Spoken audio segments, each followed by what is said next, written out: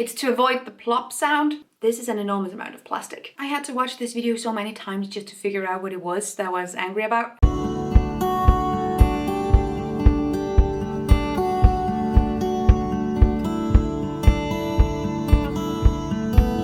Everybody, and welcome back to my channel. My name is Gitte Marie and I talk about everything sustainability, environmentalism and underconsumption, and as such we have a series on here where we talk about overconsumption, landfill core as it so recently have been named, and I'm here for it. To viral products and talk about why we don't need them. And specifically recently, this series has taken a turn where we not only talk about this from an environmental perspective, how we keep producing more and more shit beyond our planetary boundaries, the amount of money that we waste on products that we don't need. And in this economy, when we let companies dictate that perfectly normal aspects of our bodies are wrong, we embrace this intolerance or inacceptance of ourselves, which also leaves us as worse versions of ourselves. So all around, having a more critical approach to products that we see on the internet is what this series is about. Now, I would like to preface this by saying, I'm not gonna come to your house if you want to buy this anyway. When I say don't buy this, it is not literally me dictating it like I'm the king of the world. Sometimes people get this twisted. This is to remind you of what is nice to have and need to have, because sometimes our shopping experience has been affected by artificial urgency. We're constantly being nudged into buying things that we don't need without thinking about it. This is our chance to think about it. When we practice criticizing, scrutinizing products for what they are and what they are meant to do, that also changes the way we look at products out in the world. That's what this video is for. Anyway, what an intro. Here are 5 products that I think are absolutely shit that you absolutely shouldn't buy. She said dictatingly. No, but this thing I would actually urge you not to buy, and I will come to your house. That is a threat. So I've been sent this so many times. It's poo powder. It's a chemical formula that when in contact with water expands, and what it's meant to do is that it's meant to make you able to make sound-free poops when you're at work.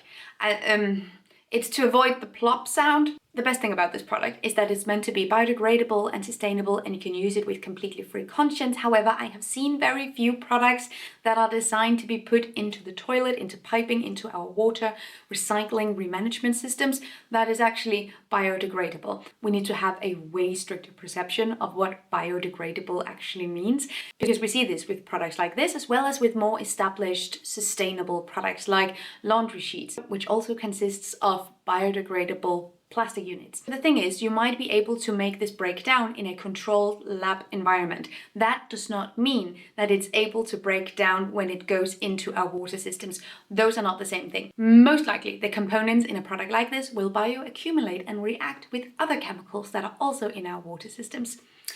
Don't do this. This is the silliest, most immature thing I've ever seen in my life. Just do your plop. We can't be that insecure. At some point, we just have to earn the poop. I had to watch this video so many times just to figure out what it was that I was angry about. I had to watch this video so many times just to figure out what the point of it is.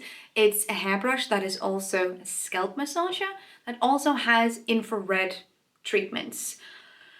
We're just doing too much. I feel like there is this specific movement within self-care and wellness that sort of has this filter, a layer of wellness optimization on top of it, where your wellness and self-care needs to be as effective as possible. And I feel like, low-key, that removes a lot of the calming aspects of self-care when we have this sort of grind mentality towards taking care of ourselves. It feels like an overcorrection. We need to cram as much self-care into as little time as possible.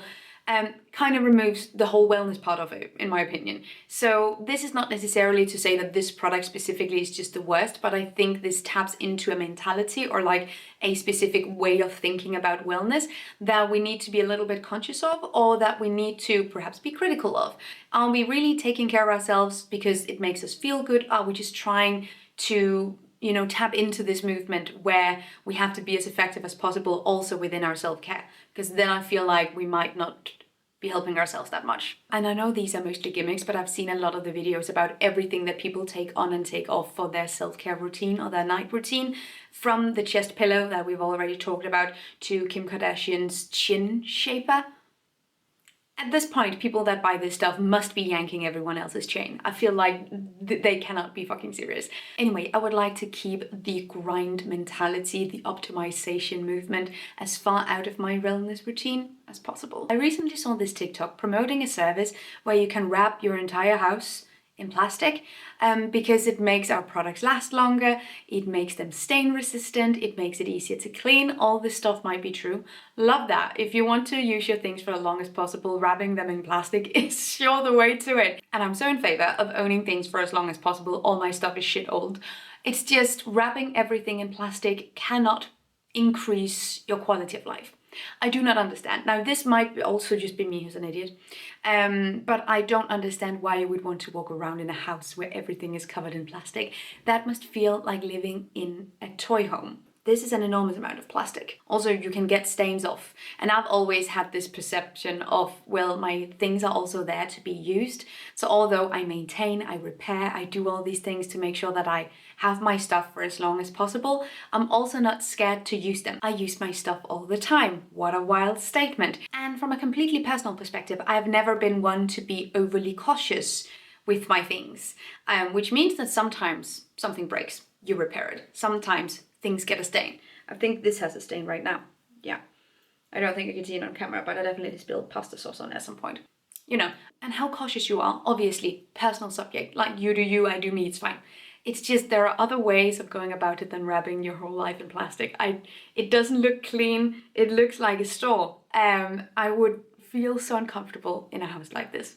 But that's me. I mainly want to talk about this because of the text. When I see a cleaning product that is marketed as this is a woman's or girl's must-have, I immediately want to burn the whole business down. Women, you know, the adult version of girls, are not the only ones doing the cleaning. Although, even though we both have jobs at this point, statistically speaking, women just do so much more housework than men still, which is insane. That's a whole other situation. It's just cleaning products marketed towards women feels like such a 50s thing, and I cannot with it. Also, another thing that makes me just want to vomit all over this is the fact that there are so many products that are just analog, that are just brush, where an electric version of it is being marketed as a smarter, more convenient version of it. That is just not always the case. An electric version might not necessarily be more convenient. It might need charging, it might need batteries. If it breaks, it's unlikely that you will be able to repair it, because repair becomes a lot more complicated when it's an electrical product. And many electrical products, specifically if you buy them cheaply, Temu, Amazon, whatever, don't, but if you do, they aren't designed to be taken apart. They're often glued together, so you can't get in and fix it if it breaks, which means there are so many risks with a product like this compared to just a brush. Overall, I don't think this saves anyone's day, nor anyone's nails for that matter. I've never broken a nail doing my dishes.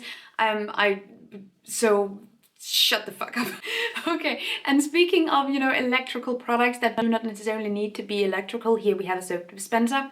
And the funny thing is, the best part about this entire video is that the soap is dispensed from a soap dispenser into the new soap dispenser that then has to obviously be recharged and refilled from the old soap dispenser. I have a lot of stuff to say about restock videos and the whole restock market and products that we buy to take one kind of food or one kind of product into another container because we think it looks prettier. There is definitely a reasonable scope here where this feels normal or whatever, you do you, this is just like your style. And then at some point it goes into another kind of area where it becomes completely fucking ridiculous. And I feel like taking soap from your already existing container and pumping it into an electric dispenser in your own house. I understand if we have a public bathroom, right? I understand there is an electric dispenser where you don't have to touch the dispenser. Perfectly makes sense. Thousands of people go in there. You don't want to touch everything. But in your own house, you don't need to be this frigid with cleaning or with being sterile. It's just you. And if you don't have any autoimmune disorders or any kind of sickness that makes this really important, it's not that big of a deal. I also see a lot of people now hating on soap bars again because everyone touches it. And it's just, soap, we have to remember how soap works for a single second. And if it's just you or your household that uses a soap, that is completely fine.